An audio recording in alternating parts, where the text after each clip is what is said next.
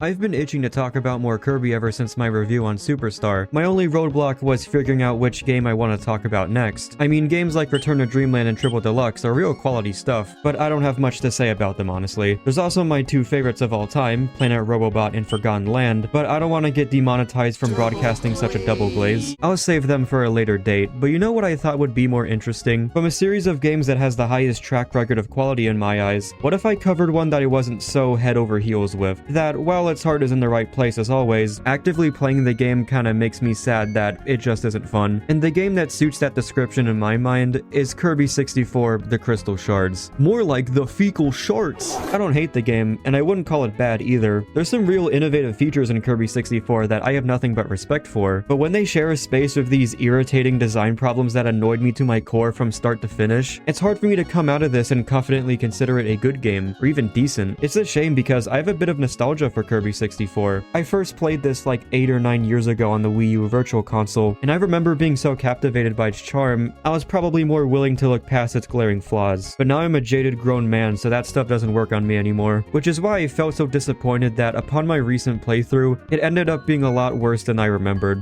Wait a second, a nostalgic N64 game that doesn't hold up in my adulthood? Why does that sound familiar?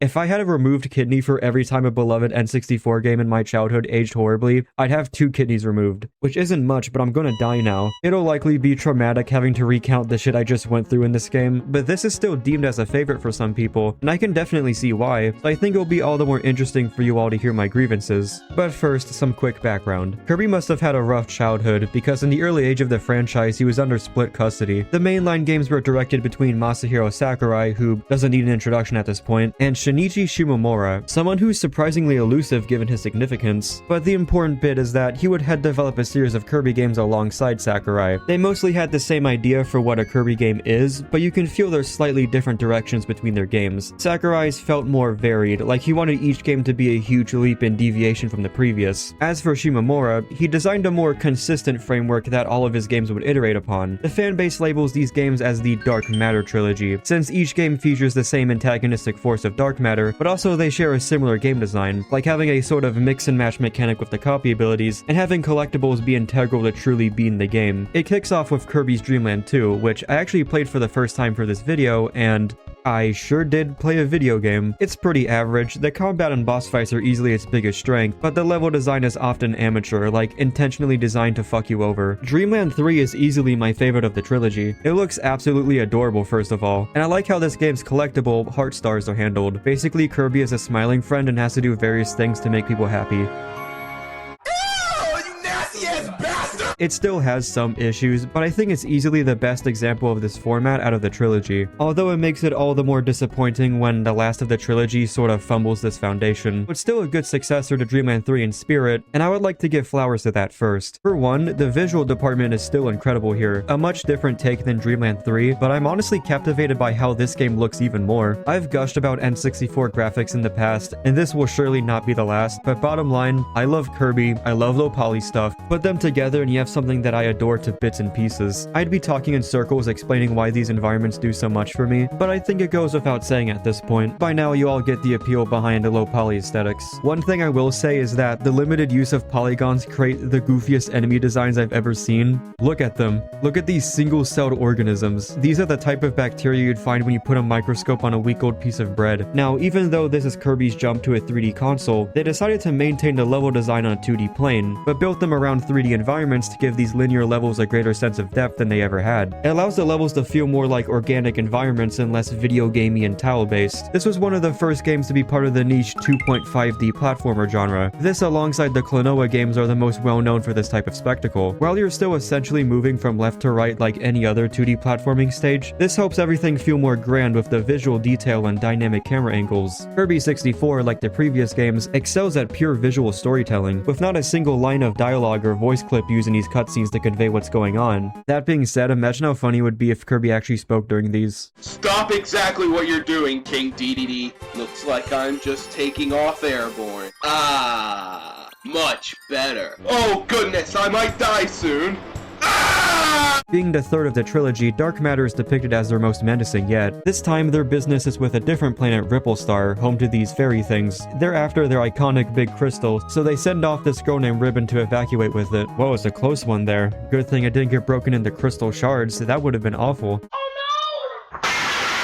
After airstriking Kirby, she gets his help to gather the broken pieces and deal with dark matter. I swear, only Kirby would be this enthusiastic. I mean, I'd be so pissed off if these dudes came back after I killed them twice. So we begin on our home planet Popstar, and I must admit, this game has a great start. This is where you really get to take in some top-of-the-line Kirby whimsy, especially when the first level has you break into some guy's house and kill him, while he just stands there and takes it like a man. This is also where the cutscenes and character interactions peak, with the end of every level having us round up a new member of the squad after performing an exorcism on them. First, it's Waddle Dee, where dark matter possesses him to look at us very respectfully. Then it's Adeline, where she's possessed to create an NSFW account. And finally, King DDD, who at this point has gone through this 3 times. Poor guy. They also plant these early stages with an abundance of enemies with different copy abilities, which is very well intended when you consider the new spin they have in this game. At a glance, it seems underwhelming to have only 7 copy abilities, but here you can pull out your ability and smush it with another. The dark matter games have always had a way to shake up the copy abilities. In the previous 2 games, this was done by combining Kirby's element to the traits of his animal buddies. Here it provides a fresh take on this where you now combine 2 elements into something stronger that's the sum of their parts. And it's pretty fun to toy around and discover the result of all these different types of fusions. They're pretty clever with it as well, like combining fire and needle gives you a flaming bow and arrow, ice and spark turns you into a refrigerator, and fusing bomb and stone releases dynamite that you gotta put on your protective helmet for.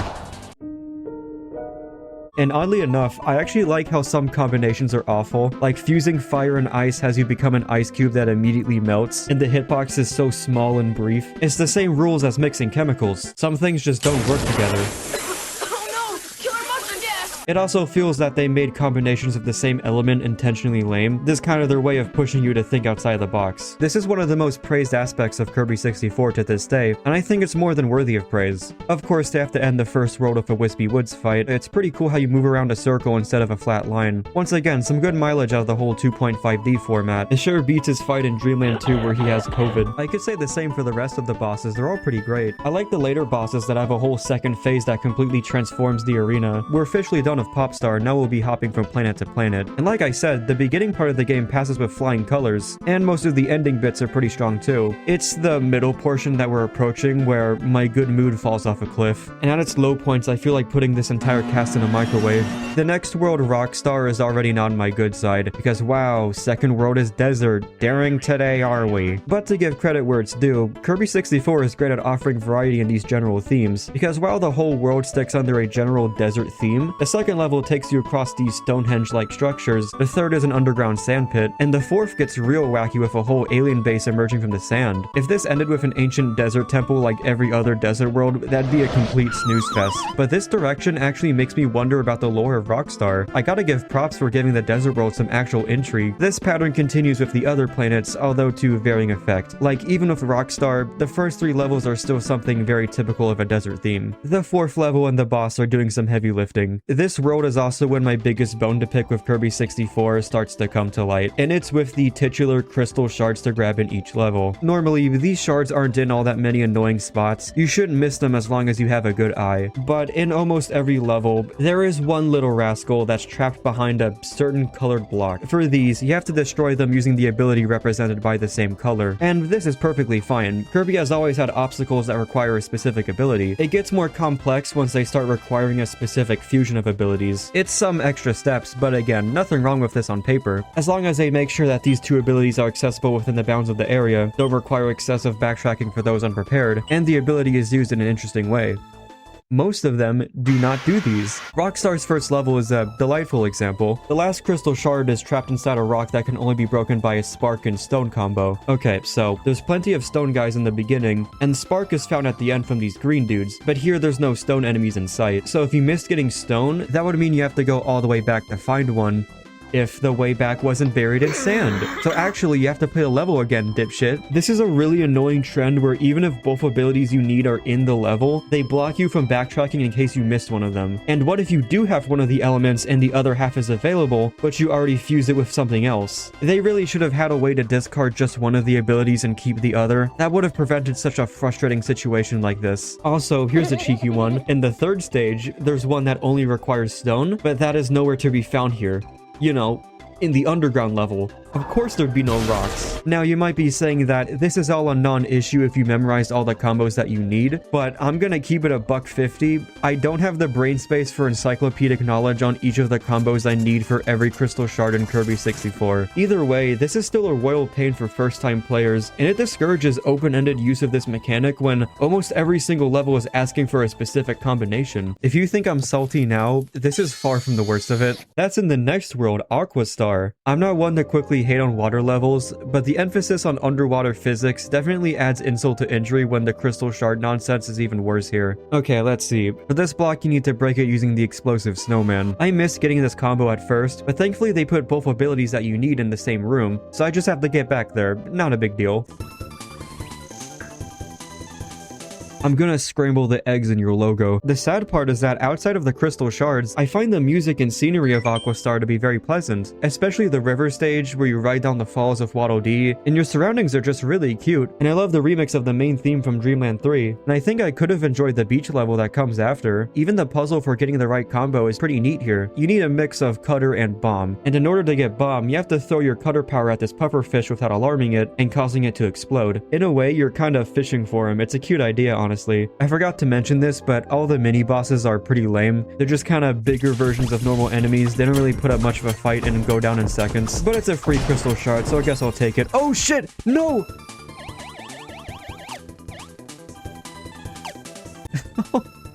Oh, that is unfortunate. I guess that was my fault. Oh, great, and there's a second one of these.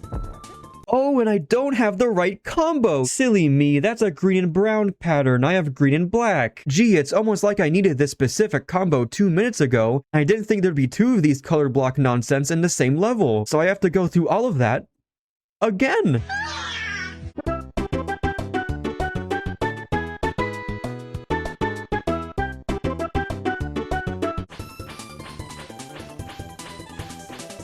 This is the most obnoxious thing I've ever experienced in my life. You know what's the most pathetic thing about these obstacles? They're just color blocks that spell out the answer. They don't actually make use of that fusion's unique powers. There is one singular time when they actually do this, which is in the alien ship level. There's a dark room that you have to light up with the light bulb ability, which requires bomb and spark. Then you can see a pattern that you have to input in the next room for a crystal shard. Apart from that exception, these are as much of a puzzle as putting the square peg in a square hole, except sometimes the square peg is missing somewhere and then you start crying. Like I said, everything else about Aqua Star is fine. It's such a bummer that it gets bogged down by easily the most miserable time I had playing a Kirby game. Okay, well, apart from this, but I choose to believe that doesn't exist. At this point, you could suggest that it might not even be worth getting all the crystal shards, but to me, beating the game without doing so feels hollow. The true final boss and ending is locked behind getting all these things, so while I could just casually play through the game without worrying about the shards, what awaits me is the half-assed ending of the game where you and Ribbon handshake, we get sent home, and then this lady hits me with the... I'm sorry, there's just no way it can end like that and I'd be all like, ah, all in a day's work. So it's either I half-ass and don't feel satisfied after finishing, or get the complete experience that was filled with irritation. Either way, I don't feel entirely good finishing the game, which kinda sucks. After this is Neo Star. It's a jungle/volcano world. It's fine. I think the most memorable level was the third one in the mountaintops, because the rocks at the end spell out Kirby, which is nice, but mostly because there's a cool puzzle with Adeline where she'll paint either a top hat, an umbrella, or a pizza, and you have to roughly sculpt that figure out of this grid of blocks. I really wish there was more of this, and less of that. There's still some BS to be found on occasion. The second stage once again requires abilities out of its scope, but the fourth stage inside the volcano was utter pain and anxiety with getting one of its shards. One of them is encased in this lava rock, so for starters, you you need something with ice in it, and look around. Do you think you can find that here? So once you smuggle it from a different level, you have to hang on to that with an iron grip for a whole chunk of the stage, because getting hit by something has the chance of your ability flying out of you and potentially out of your grasp. Normally, I'd have this under control, but now with the difficulty ramping up, it starts to illustrate another big problem that I never had for any other Kirby game, which is that the movement and controls feel awkward and unreliable. The movement speed, for one, is pretty slow, even at running speed. The only reason I can think of why it's like this is maybe because of the camera. Since the game often puts the camera at a tilted angle, that's less of what you'll be able to see in front of or behind Kirby, compared to a flat angle in a standard 2D platformer, where the amount of things you can see on screen are consistent. So slowing the player down gives them more time to process their surroundings, or it could just be that they wanted this game to have a slower pace. And while these are valid enough reasons, when you'll likely have to replay a level from not having the right copy ability for a crystal shard, it makes the backtracking all the more of a drag. It should be pleasant enough walking through these gorgeous locations once again, but it feels more like a commute than anything. The bigger issue lies with the combat. It's usually one of my favorite parts of a Kirby game, learning to master all these different movesets from each copy ability and making ground beef out of anyone who gets in my way. So it's a huge deal breaker to me with how clumsy it feels here. The slower movement does play a minor role in this, but the main culprit I found to be the animations. Now, Kirby's animations are a delight here. They're very expressive, and the way he transforms from some of these abilities are unhinged in all the best ways. Unfortunately, in the context of a beat-em-up platforming game, he might be too animated, which I know sounds kinda dumb, but hear me out. Almost every attack has an entering animation of him smoothly transforming into whatever crazy concoction you've made, and his attack hitbox isn't enabled yet during these entering frames. This leads to a small delay between your input and actually registering the attacking state. Some abilities like the fireball also have an exiting animation, where in that brief state you're officially no longer attacking, but you haven't regained control just yet. These small pockets of time may not sound like a big deal, but in a combat-heavy platforming game, quick reflexes and reaction time are everything. So unless you rewire your brain to input your attacks a bit before you actually make contact with an enemy, you'll end up like me where you'll get yourself hurt quite often. Don't get me wrong, I appreciate how much polish went into these fluid animations, but it shouldn't sacrifice fluid controls, especially in this type of game. I think an easy way to fix this is to just have the entering animation also count as attacking. I know the attack technically hasn't begun yet, but it's for the benefit of responsive controls. Both this and those shitty colored blocks really got me to my limit by this point of the game, and part of me really wanted to call it quits. This pink little goober should not be having me spiral into misery, but if my tangents were anything to go by, I had some very passionate thoughts that I had to get out there for a full review. Besides, I was already 4 worlds in, there's only 2 left. We've come this far,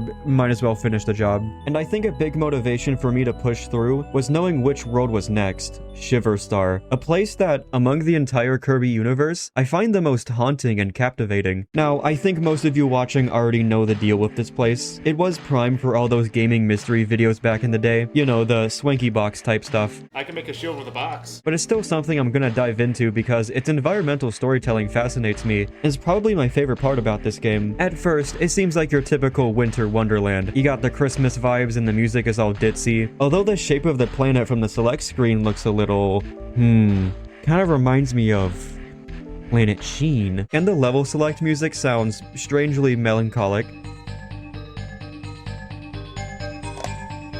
The second stage isn't all that relevant. It plays a remix of Butter Building from Kirby's Adventure, and that shit's my jam, so glad to hear it. Still not a fan of this level. Losing the electric needle ability you need is torture I'm all too familiar with by now. But the narrative picks back up with the next level where we explore this abandoned shopping mall. This is not only simply a great level, it offers a variety of obstacles and there's none of that colored block shit, but it also starts to imply a very humanoid civilization. And if you connect that with the lack of any actual civilians, the harsh winter environment, and Shiver Star's resemblance, you can probably piece together what's going on here. It's the 4th stage where its true colors really start to show, which takes us underground into this gritty factory area. And I love how much of a tonal contrast this is from how the world started. A lot of industrial hazards are capable of crushing and killing you instantly. It elevates the automotive and inorganic feeling that this area has. I don't even know how to acknowledge these creatures in the test tubes. I shouldn't laugh because they're probably suffering, but like, you know, look at him.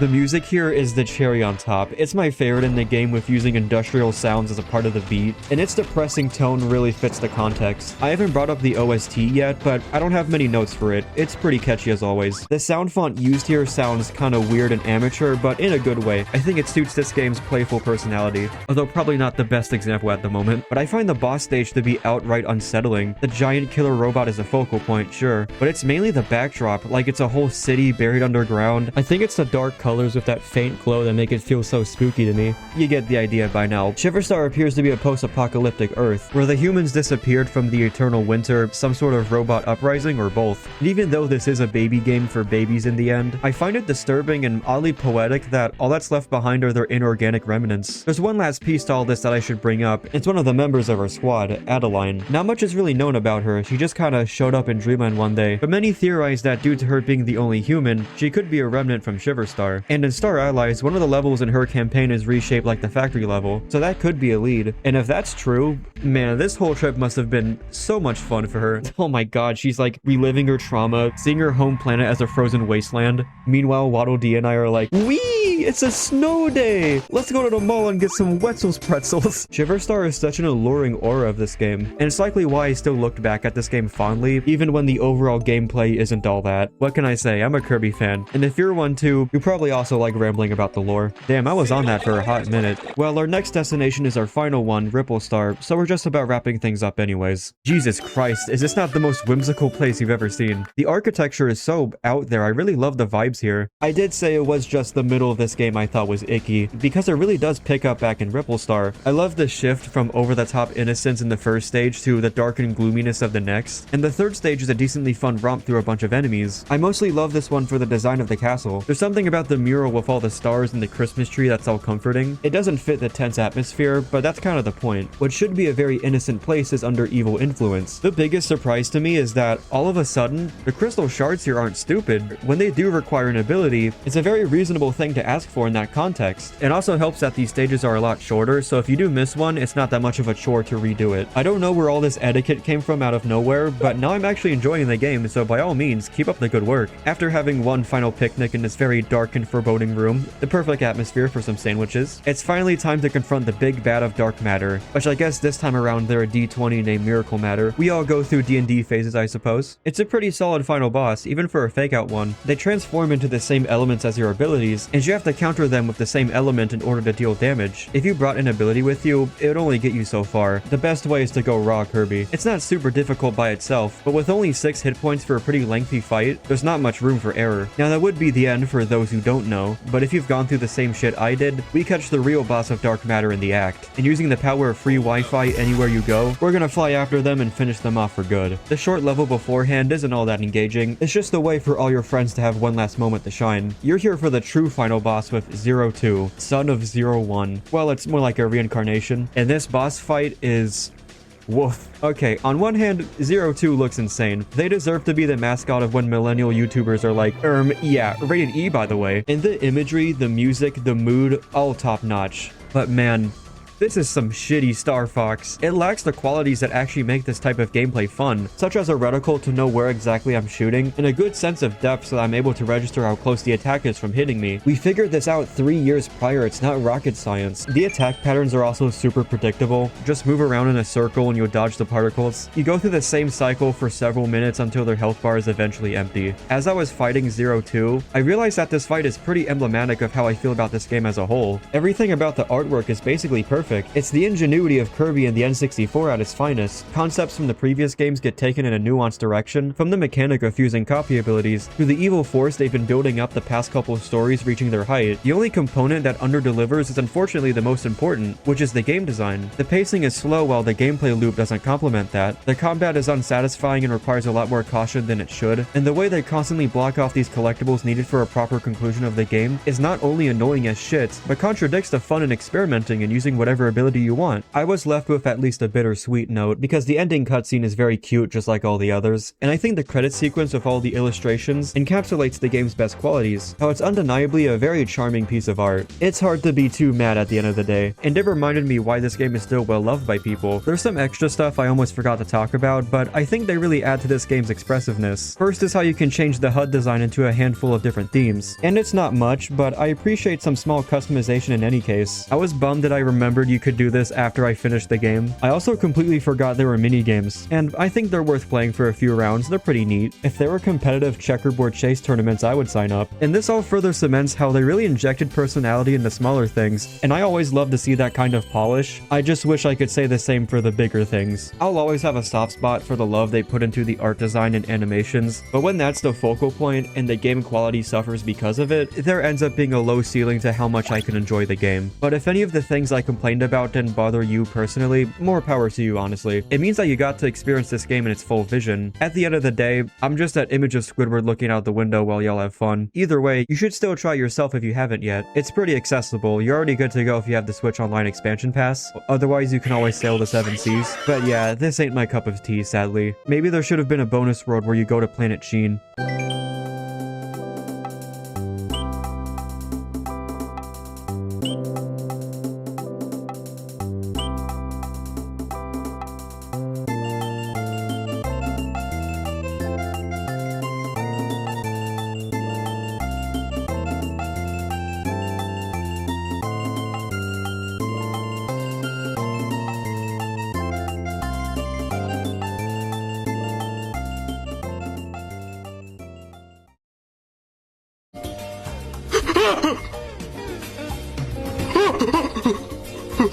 Ah!